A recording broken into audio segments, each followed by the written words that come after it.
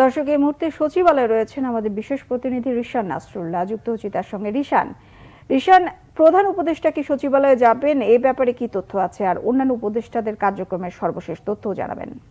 সচিবালয়ে যেটি প্রধান উপদেষ্টা আসবেন কিনা আমরা আসলে কিছুক্ষণ আগে আমরা শুনেছি যে প্রধান উপদেষ্টা তো ৩টার দিকে সচিবালয়ে আসতে পারেন। তার যে বিভিন্ন দপ্তর রয়েছে, জানেন যে অন্তর্বর্তীকালীন সরকারের প্রধান উপদেষ্টা ডক্টর মোহাম্মদ ইউনূস, তার অধীনে প্রায় ২৭টি মন্ত্রণালয় রয়েছে এবং তিনি তার সেই মন্ত্রণালয়গুলো বেশিরভাগই যেহেতু সচিবালয়ের মধ্যে, হয়তো তিনি সেখানে আসতে পারেন। এরকম একটি তথ্য আমাদেরকে দেওয়া হয়েছে যে ৩টার দিকে হয়তো প্রধান উপদেষ্টা সচিবালয়ে আসবেন। আর এর বাইরে যে বিষয়গুলো, যে আজকে যেহেতু আজকেই ছুটি শেষে অফিসের প্রথম দিন, অন্তর্বর্তীকালীন সরকারের বলা যায় প্রথম দিন, যদিও গতকালকে দুজন উপদেষ্টা সচিবালয় অফিস করেছেন, কিন্তু আজকেই আনুষ্ঠানিকভাবে আসলে প্রথম অফিস এবং সকাল থেকে কিন্তু সব উপদেষ্টারাই সচিবালয়ে এসেছিলেন এবং তারা নিজেদের যে কর্মকর্তা কর্মচারী রয়েছে তাদের সাথে তারা কথা বলেছেন এবং জানতে পরিবেশ পরিস্থিতি সেগুলো বোঝার চেষ্টা করেছেন, কার্যক্রমগুলো বোঝার চেষ্টা করেছেন এবং পরে কিন্তু বেশ কয়েকজন উপদেষ্টা গণমাধ্যমের সাথে কথা বলেছেন, তারা কীভাবে কাজ করতে চান, তাদের এই নীতিমালাটা কী হবে, কীভাবে সংস্কারগুলো করবেন, সেসব বিষয় নিয়ে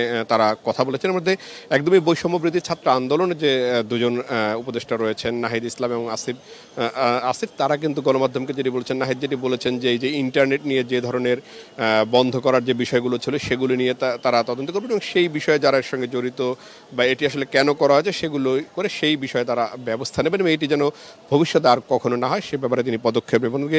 যুব ক্রীড়া উপদেষ্টা আসিফ তিনি জানিয়েছেন যে যুব যেগুলো কর্মসংস্থানের যে জায়গাগুলো রয়েছে সেগুলো, যে শেখ হাসিনা যুব কর্মসংস্থানের যে বিষয়গুলো রয়েছে সেখানে নাম পরিবর্তন করা হবে, কার্যক্রমে কিছু পরিবর্তন করা হবে এবং ক্রিকেট এবং ফুটবলের উন্নয়নে বিসিবি এবং বাফুফে যে সংস্থাগুলো রয়েছে সেগুলোকে তারা ঢেলে সাজাবেন। আর হাসান আরিফ জানিয়েছে স্থানীয় সরকার কাঠামোতে বেশ কিছু কাজ করতে হবে, সেগুলো তিনি দেখবেন এবং তারপরে তিনি এগুলো নিয়ে আসলে বিস্তারিত বলবেন। তবে তিনি বলছেন যে যেহেতু একটা রাষ্ট্র গঠনে স্থানীয় সরকার কাঠামোর ভূমিকা অনেক বেশি, সেই বিষয়গুলো নিয়ে তিনি কাজ করবেন এবং যেহেতু একটা অস্বস্তিকর পরিস্থিতি সেটি।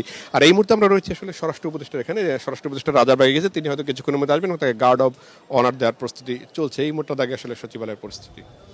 জি রিশান, ধন্যবাদ আপনাকে। দর্শক, সচিবালয় থেকে যুক্ত হয়েছিলেন সহকর্মী রিশান নাসরুল্লাহ।